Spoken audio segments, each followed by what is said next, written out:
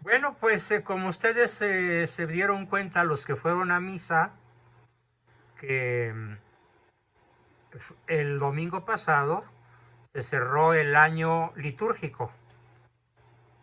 Ahí fue el último domingo ordinario del año litúrgico. El número treinta y tantos, no me acuerdo con precisión cuál, pero son como 30 o 30 y tantos. Y comienza el tiempo de Adviento. Tiempo de Adviento que quiere decir tiempo de preparación, de recogimiento, de reflexión, de introspección para prepararse para que cada uno de nosotros sea un pesebre, empobrecido en el sentido mundano, enriquecido en el sentido espiritual, con una preparación verdaderamente profunda. Este es el primer año desde que tengo mis grupos con ustedes que le voy a dar un enfoque estrictamente navideño al tiempo de Adviento. Porque si algo me choca, si algo me molesta y me indigna, es como el mundo, entre comillas, cristiano, recibe al niño Dios. En primer lugar, olvidándose de él. Porque ustedes creen que el niño Dios reconocería que estamos celebrando su cumpleaños en alguna de las pachangas que ahora se llaman, bueno, de las antiguamente posadas, que ahora en realidad son pachangas, que se celebran hasta 8, 10, X días antes de la Navidad. Y que incluso en la fiesta de Navidad, en la cena de Navidad, el gran ausente es Él. Porque ¿quién se acuerda en la cena de Navidad de lo que estamos celebrando? Muy pocas familias guardan el recogimiento, muy pocas familias tienen la deferencia de hacer de ese huésped insuperable, el rey del universo, el centro de la reunión de Navidad. El centro de la reunión de Navidad suele ser el pavo. Y todo el mundo se fija en su color, en su sabor, en su textura, en su tamaño, en que está blandito, en que quedó duro, en que no se coció bien. Pero, ¿quién lee el Evangelio de ese día en la cena de Nochebuena? ¿Quién convoca a su familia a hacer de cada corazón un pesebre?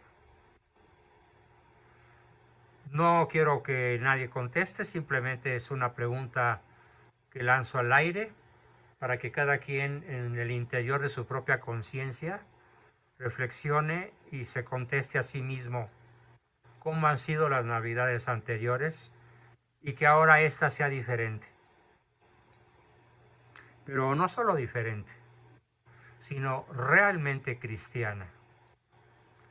Realmente ese pesebre en el que Él volverá a nacer para estar oculto durante 30 años, salir a la vida pública, predicar, morir y resucitar por nosotros. Ese pequeño niño nacido de Santa María Virgen es al que quiero que recibamos de la manera más digna posible a partir de la serie de reflexiones que hoy comenzamos. Bueno, pues este tema, como está titulado en el flyer que lancé, lástima que nuestra autora del flyer no la veo por ahí. Alexis, ¿andas por ahí? Parece ser que su dolor de cabeza es más fuerte que cualquier otra cosa. Se llaman las postrimerías o novísimos. Postrimerías quiere decir lo postrero, lo último a lo que nos vamos a enfrentar en la vida. Por eso se llaman postrimerías, porque es lo último que vamos a enfrentar si vemos nuestra vida desde el momento del nacimiento hasta la muerte. Pero si lo vemos al revés, si lo vemos como lo más importante a lo que nos vamos a enfrentar y nunca antes nos habíamos enfrentado, entonces se llama de una manera diferente, pero que tienen el mismo significado, los novísimos. Así que cada quien puede escoger cómo llamarle a muerte, juicio personal de Dios, purgatorio, infierno y cielo. Los 5 novísimos. Si bien aclaro que el Papa Benedicto XVI, por alguna cosa que le encontró práctica, como buen alemán, redujo a 4, suprimiendo el purgatorio como un lugar físico en el espacio, como se había creído o pensado durante casi 2 milenios. Y dijo que no, que el purgatorio, como lo vamos a ver, es un lugar de fuego interior, en el interior de la persona. Entonces, los novísimos o las postrimerías es el tema con el cual hoy comenzamos. Repito los nombres de los novísimos o postrimerías. Muerte. Juicio personal de Dios. Jesucristo cara a cara, con su humanidad completa, su divinidad completa, será nuestro juez individual, personal. Es el segundo, juicio personal de Dios en el momento de la muerte. Después de la muerte, iremos al purgatorio por un tiempo determinado, donde no tendremos la sensación de condenación, sino al revés, la esperanza de la gloria. Por eso probablemente Benedicto XVI lo incluyó en cielo. Pero bueno, conservemos lo tradicional para no entrar en polémicas. Después de la muerte, del juicio personal de Dios y del purgatorio, tenemos el infierno, a donde van los cabritos, los machos cabríos, y el cielo, a donde iremos los justos, los que hayamos muerto en gracia de Dios. Muchas veces a lo largo de nuestra vida hemos escuchado hablar de temas como la muerte, el cielo, el infierno, el juicio, el purgatorio, y debatimos. ¿Cómo es? ¿Qué es? ¿Cómo será? Pero por desgracia, me consta como terapeuta, me consta a lo largo de mis 62 años de experiencia profesional, me consta que muy pocas veces nos detenemos a meditar en esas realidades de fe que nos involucran a todos. Es más, me atrevería a decir que ni las conocemos de una manera exhaustiva, y eso que lo profesamos en el credo, los domingos en misa. Creo, etcétera, y al final en la resurrección de la carne, ¿sí? Y en el cielo venidero, en la vida eterna. Entonces muchas veces la recitación de una oración no quiere decir que la estemos comprendiendo. Mi propósito terapéutico, psicoterapéutico, para que cada uno pueda seguir buscando la mejor versión de cada cual, de cada quien, es que nos detengamos a meditar en esas realidades. Y aquí vamos a utilizar una palabreja dominguera que tal vez muy pocos conozcan. Se llama la escatología. ¿Qué es la escatología? La escatología es la rama de la teología sistemática que trata sobre los novísimos o sobre las postrimerías, sobre las cosas últimas del ser, la muerte, el juicio, el cielo, el infierno o el purgatorio. Las verdades esenciales de la escatología han sido definidas principalmente, y este es un conocimiento muy interesante, ¿sí? Fue definido en el Cuarto Concilio Lateranense, en el año 1215, hace poco más de 800 años. Y en la Constitución Benedictus Deus, así se llama, del Papa Benedicto XII, en 1936. En los libros santos que llaman novísimos, se llaman novísimos a las cosas que nos sucederán al final de nuestra vida, en el ocaso de nuestra existencia. Por eso se llaman postrimerías, las cosas postreras, las cosas que suceden al final de nuestra existencia terrenal. Y visto al revés, como lo decía, la palabra novísimos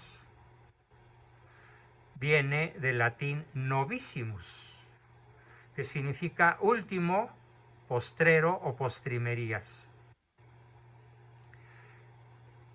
o lo más nuevo, lo más excelso. La meditación seria y frecuente de estas 5 verdades, en otros documentos eclesiales, identifican solo 4. Pero esto fue un pequeño cambio que introdujo el Papa Benedicto XVI, pero que no cambia lo sustancial. Y son el mejor medio para evitar el pecado. Por eso, en busca de la mejor versión de nosotros mismos, comencemos hoy a hablar del mejor medio para evitar el pecado. Como dice el Espíritu Santo, nos lo dice en el libro de Eclesiastés, capítulo 8, versículo 40. En todas tus acciones, acuérdate de tus postrimerías y nunca pecarás. Se los puedo decir como experiencia personal. Algunas veces cuando la tentación del demonio, personaje del cual hablaremos, por supuesto, en este ciclo, y curiosamente hablaremos de él, impulsado nada menos que por el Papa Francisco, de quien se ha dicho que es el Papa a lo largo de la historia al que el que más se ha referido de modo drástico, contundente, condenatorio, lleno de advertencias al demonio. Ningún otro papa nos ha recordado tanto la presencia y la muerte y la vida del demonio que anda como león rugiente buscando devorar nuestra alma. Y como dice San Pablo, que si pudiera materializarse, oscurecerían la luz del sol. Así entonces, debo reconocerle al Papa Francisco que, instigado por él, en cierta medida o en gran medida, fue como decidí buscar la mejor versión de nosotros mismos, poniendo una singular atención a estas postrimerías. ¿Por qué? Porque en todas nuestras acciones, si nos acordamos de ellas, nunca pecaremos. A mí me ha acontecido muchísimas veces al pensar, te vas a morir, Juan Bosco, y vas a ser juzgado personalmente por Cristo, y Él será el reflejo de tu conciencia. Él no te va a acusar de nada, no hablará para acusarte, pero verás exactamente cómo te capta Dios, cómo te capta Cristo en el estado profundo de tu conciencia. Y eso, bien pensado, queridos amigos, es aterrador, es paralizante, nos paraliza del deseo de pecar. Así como la amenaza del castigo aparta al niño de sus travesuras, a menos que sea dada con injusticia, y ocurrirá el efecto contrario, pero si son los castigos justos y los castigos lógicos, el niño se apartará de las travesuras. Del mismo modo, los temores a las consecuencias de la otra vida nos apartan del pecado y nos hacen vivir una vida con miras a que hay un más allá y realidades que me esperan. Me esperan. Conjuguen todos así el verbo en primera persona del indicativo del tiempo presente. Me esperan, con miras a las consecuencias de mis acciones en esta vida. Según hayamos vivido, será nuestra muerte, y según sea nuestra muerte, será nuestro juicio. Esto se confirma con el ejemplo y la prédica de infinidad de santos, quienes se convirtieron o se perfeccionaron con la meditación constante de esas realidades. Espero que como una respuesta unívoca e inequívoca de todos los miembros del grupo y de todos los invitados que nos acompañen a esta presentación por primera vez, como es el caso, por ejemplo, de Janet, que tengan siempre presente estas 5 cosas.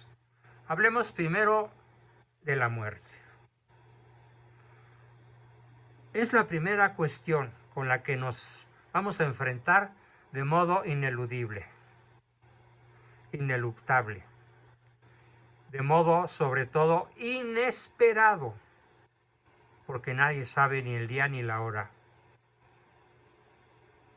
Claro, lo sabe el suicida, que ya decidió suicidarse y que no se lo comunica a nadie para no ser impedido de una acción que lo apartará por el resto de la eternidad del conocimiento y del goce de Dios. Si lo hace en estado de lucidez, claro, porque si lo hace en estado de locura, pues no le será imputado. No podemos escapar de la muerte, y aquí cito a San Francisco de Asís. Dice él, la muerte, inmediatamente al instante de morir, seremos presentados por nuestro ángel de la guarda ante el trono de Dios para asistir a nuestro juicio particular. A nuestro juicio particular. Y el catecismo de la Iglesia Católica nos enseña que la muerte pone fin a la vida del hombre como tiempo abierto. ¿Qué es la vida del hombre en la tierra? Es nada más la aceptación o rechazo. No hay más que esas 2 sopas. La aceptación o el rechazo de la gracia divina manifestada en Cristo. Cada hombre después de morir recibe en su alma inmortal su retribución eterna. En el juicio particular, donde será juzgado en el amor, a través de la purificación, bien para entrar inmediatamente a la visión beatífica, o bien para ser condenado eternamente en el infierno. ¿Pero condenado por quién? Por sí mismo. No es que Dios te arroje al infierno. No es que Cristo te empuje a los avernos. No. Es que tú reconocerás que es el lugar que escogiste. Es el lugar, por ejemplo, que escogieron los masones. No se conoce en la historia de la humanidad ninguna organización tan tosudamente, tan ferozmente adherida a la proclamación de yo soy Dios. Como me lo dijo un amigo mío, que ese día dejó de serlo, cuando le dije, ¿tú crees en Dios? Y me contestó, sí, claro, Juan Bosco. ¿Por qué me lo preguntas? Bueno, pues porque nada más sospecho que no sabes quién es Dios. Y me dijo, no, sí sé quién es Dios. Yo soy Dios. Entonces le dije, ¿eres masón grado 33? Sí. Y hasta ahí llegamos. Me levanté de la mesa, le hice una cordial reverencia, le dije que el Señor guíe tus pasos y espero no verte en el infierno. Es la retribución eterna en el juicio personal donde cada quien será juzgado. En ese sentido, San Juan de la Cruz habla del juicio particular de cada uno diciendo de una manera muy bella. San Juan de la Cruz dice, en la tarde te examinarán en el amor. Bien, la muerte, ineluctable, impostergable cuando se presenta, no es la aniquilación, como muchos piensan. Muchos católicos, sedicentes católicos, piensan que se van a aniquilar, se van a volver nada y nadie. Qué equivocados están. Es un error, aparte de un error moral, es un error filosófico gravísimo. Nadie va a ser aniquilado porque somos inmortales. Viviremos para siempre y además resucitaremos en cuerpo glorioso o en cuerpo condenado. Pasemos ahora al cielo. Cito, he reunido el juicio de varios autores de autoridad indiscutible, como es, por ejemplo, San Pablo. ¿Qué nos dice San Pablo acerca del cielo, de la visión beatífica? Dice, ni ojo vio, ni oído oyó, ni pasó por pensamiento de hombre las cosas que Dios ha preparado para los que le aman. Primera a los Corintios, capítulo 2, versículo 9. Ni ojo vio, ni oído oyó, ni pasó por pensamiento de hombre las cosas que Dios ha preparado para los que le aman. Después del juicio particular, los que hayamos muerto en la gracia y la amistad con Dios, estaremos perfectamente purificados. Y no lo digo en tercera persona del plural, lo digo en primera persona del plural. Estaremos perfectamente purificados e iremos al cielo. Viviremos en Dios. Y aquí viene lo más apasionante. Conoceremos a Dios cara a cara, tal como Él es, porque seremos elevados al orden sobrenatural. Con las solas fuerzas de la inteligencia humana, somos incapaces de conocer a Dios como Él es. Recuerdo, con las solas fuerzas de la inteligencia humana, podemos saber que Dios existe. Eso es indiscutible. Pero, atendidos a las solas fuerzas de la inteligencia humana, nos resulta absolutamente imposible comprender, mirar, asimilar la esencia divina. Bueno, pues el cielo consiste en esa asimilación, en ese conocimiento perfecto, cara a cara, de la esencia de Dios. Y lo más apasionante es que conoceremos el universo como Él lo conoce. Y poseeremos la creación como Él la posee. Será, por decirlo de una manera un poco graciosa, nuestro patio de recreo. Ese universo lleno de galaxias colocadas unas de otras a millones de años luz y que sigue en expansión, será conocido y poseído por cada uno de nosotros, no solo espiritualmente, sino al resucitar físicamente. Aparentemente es una broma, pero no lo es. A algunos de mis hijos o a algunos de mis amigos les he dicho, si nos salvamos, por voluntad propia y con la gracia de Dios, los invito a tomarnos una copa de champaña de la mejor calidad sentados en los anillos de Saturno. No es broma, es real. Poseeremos el universo. Físicamente, corporalmente, ocuparemos un lugar en el espacio con el cuerpo glorioso. Eso es el cielo. Y estaremos siempre con Cristo. Seremos siempre semejantes a Dios, gozaremos de su felicidad, de su bien, de su verdad y de su belleza. Y seremos uno con Él, al ser elevados al orden sobrenatural. Esta vida perfecta con la Santísima Trinidad esta comunión de vida y de amor con ella, con la Santísima Trinidad, con la Santísima Virgen María, con los ángeles y todos los bienaventurados, se llama cielo o gloria. Es Cristo quien por su muerte y resurrección nos ha abierto las puertas del cielo. Vivir en el cielo es estar con Cristo. Lo dicen Juan, Filipenses, Tesalonicenses en diversos versículos. Los que llegan al cielo, los que llegamos al cielo, viviremos en Él.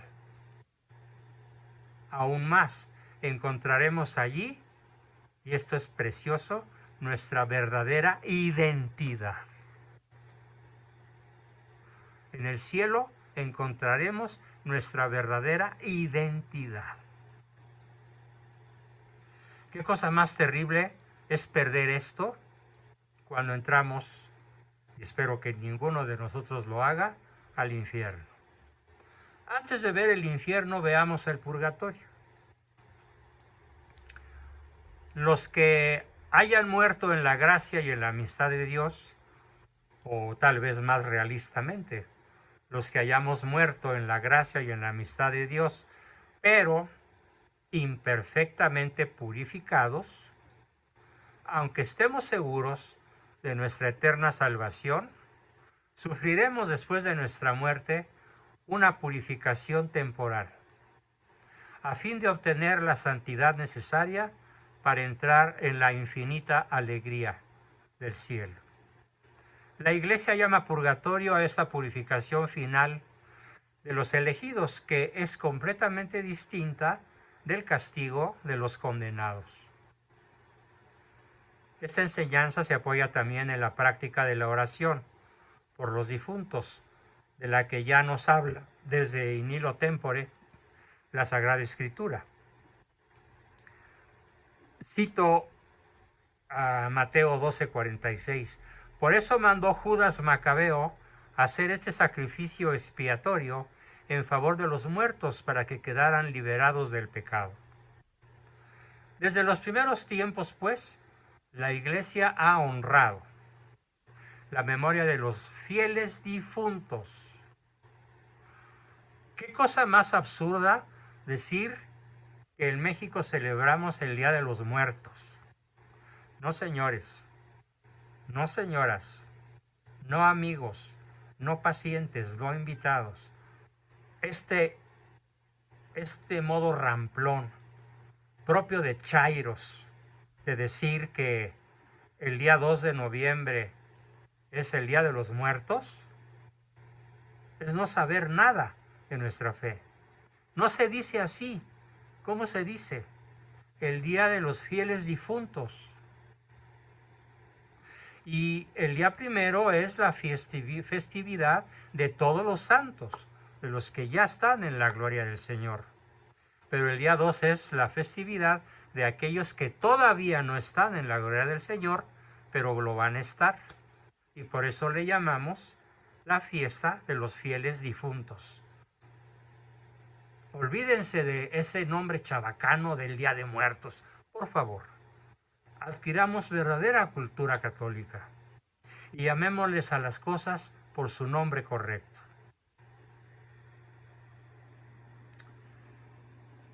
La Iglesia también recomienda las limosnas en honor a los fieles difuntos, la obtención de indulgencias para ellos, para ellas, y las obras de penitencia a favor de los difuntos.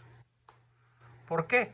Porque los que mueren en la gracia y en la amistad de Dios, pero imperfectamente purificados, aunque estén seguros de su eterna salvación, sufriremos después de nuestra muerte una purificación, a fin de obtener la santidad necesaria para entrar en la alegría del cielo.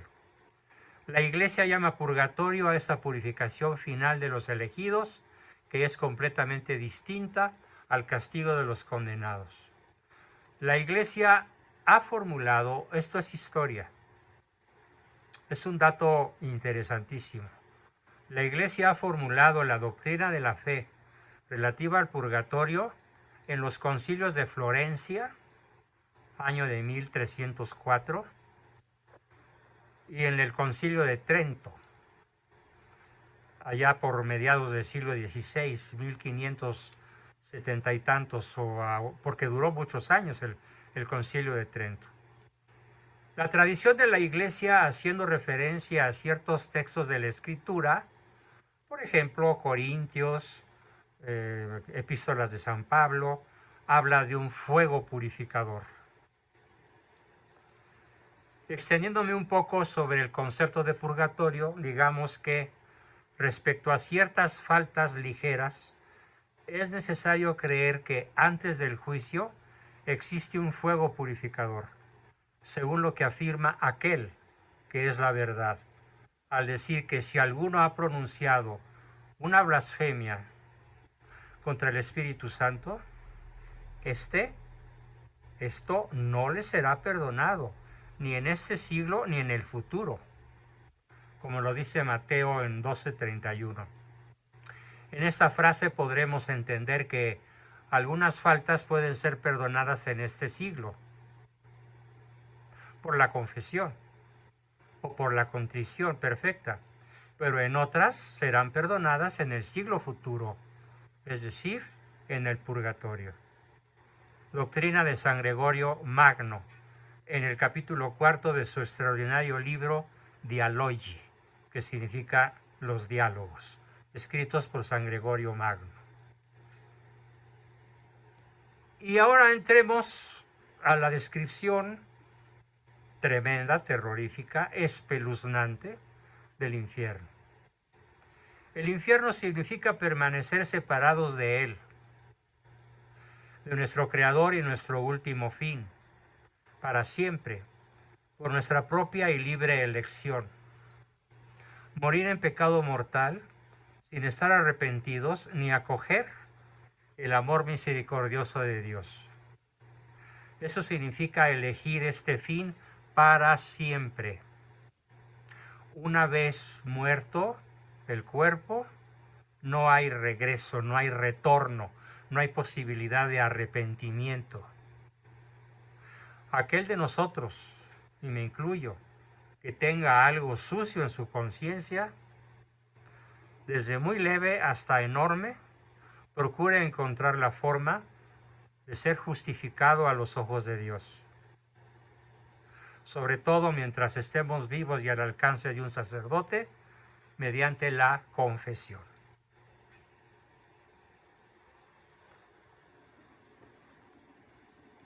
La enseñanza de la Iglesia afirma la existencia del infierno y su eternidad. Las almas de los que mueren en estado de pecado mortal descienden a los infiernos inmediatamente después de la muerte. Y allí sufren las penas del infierno, el fuego eterno. Obviamente no se trata de un fuego en el sentido físico como lo conocemos, porque el fuego del infierno, a diferencia del fuego de la tierra, hay un componente, hay un elemento físico-químico en el que muy pocos piensan. Todo fuego terrestre, todo fuego astronómico, por ejemplo el fuego del sol que arde a 5 o más millones de grados centígrados, es un fuego que degrada al cuerpo en el que está el fuego. Dicho de otra manera, así como la gasolina que consumimos se quema y desaparece en la atmósfera, convertida en dióxido de carbono tóxico, así también el cuerpo físico, sea el sol o un cuerpo humano, que es consumido por el fuego físico, se consume, se acaba, se aniquila, se esfuma en el aire, se convierte en moléculas sueltas, átomos desorganizados. A diferencia del fuego eterno, que arde, que quema, que atormenta, que tortura, pero que no consume, porque es un fuego eterno. Entonces aquí hay una diferencia físico-química que es muy importante entender. La pena principal del infierno, sin embargo, no es el fuego, que será obviamente uno de los focos de tortura más terribles para el cuerpo resucitado en desgracia. La pena principal del infierno no consiste del fuego, pues, sino en la separación eterna de Dios. Así que podemos definir el infierno como la ausencia definitiva del amor, como la ausencia definitiva de Dios. Dios desaparece para siempre de nuestro lado. Digamos literalmente que se olvida de nosotros para el resto de nuestra eternidad. Esa separación eterna de Dios hay que entenderla porque Él es el único que puede tener para nosotros la vida y la felicidad, para las que hemos sido creados y para las cuales todos nosotros aspiramos. Porque ¿quién de nosotros no aspira a la felicidad? Gerardo Castro escribe, eso sí que es una tragedia. Bueno, habría que inventar una palabra más grave, más profunda que la palabra tragedia. Una tragedia eterna. Jesucristo, hablando del infierno, se refiere a él con mucha frecuencia. En arameo, en el lenguaje que usaba Cristo, él la llamaba la Gehenna. Se escribe G-E-H-E-N-A, Gehenna. Se traduce del arameo al castellano como el infierno,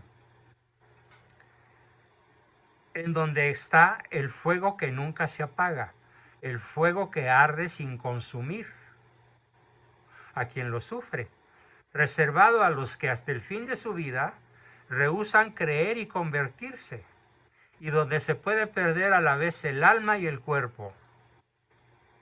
Esa es la pena principal del infierno, la separación física, la separación espiritual respecto de nuestro Creador, respecto de quien dio la vida por nosotros.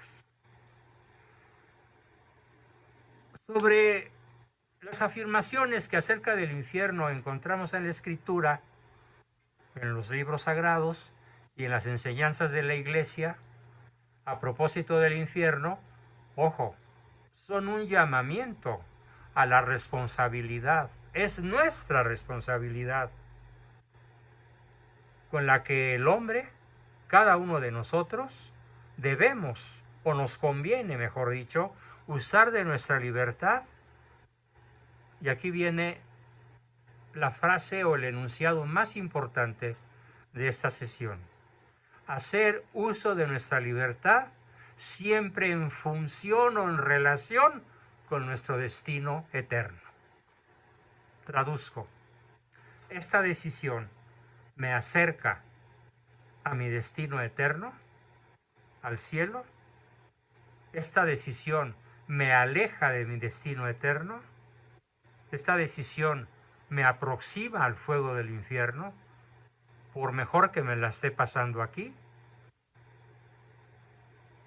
Si hago esto, camino hacia arriba, hacia Dios, hacia Jesucristo, hacia mi juicio personal, donde me dirá: venid benditos de mi Padre, porque cuando tuve sed me diste de beber, y cuando me viste desnudo me vestisteis, y cuando me viste hambriento me disteis de comer. Y aquí yo hacía el domingo una reflexión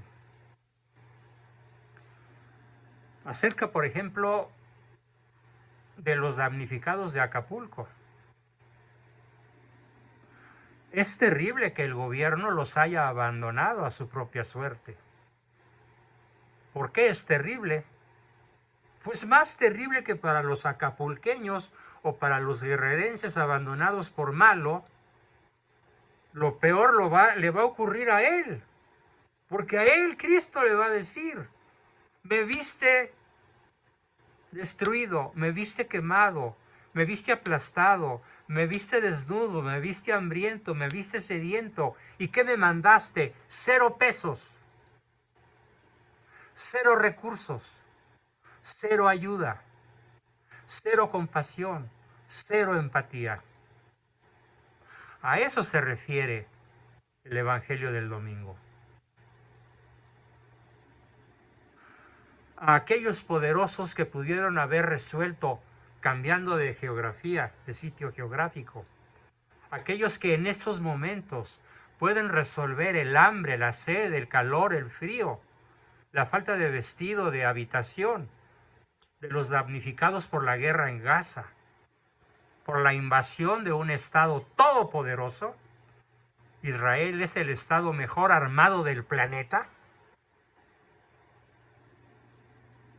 y que tienen abandonados y que tienen en esclavitud desde hace 75 años.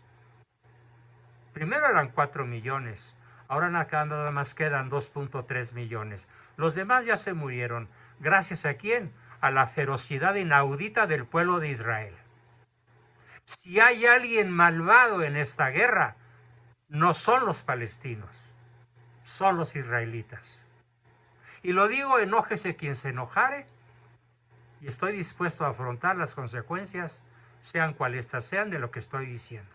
Claro, condeno el ataque terrorista de Hamás, pero se entiende que un desesperado busque la manera de restablecer el Estado de Derecho para hacer reales las palabras de Cristo. ¿Por qué estoy en el infierno?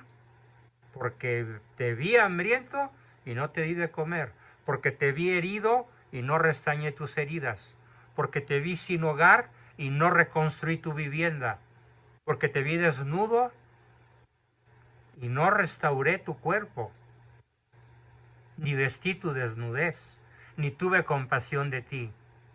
¿Quién será juzgado de esta manera, de la manera más contundente? Los jefes del pueblo de Israel, comenzando por Benjamín Netanyahu, probablemente el criminal de guerra más frenético y más enloquecido de toda la historia de la humanidad.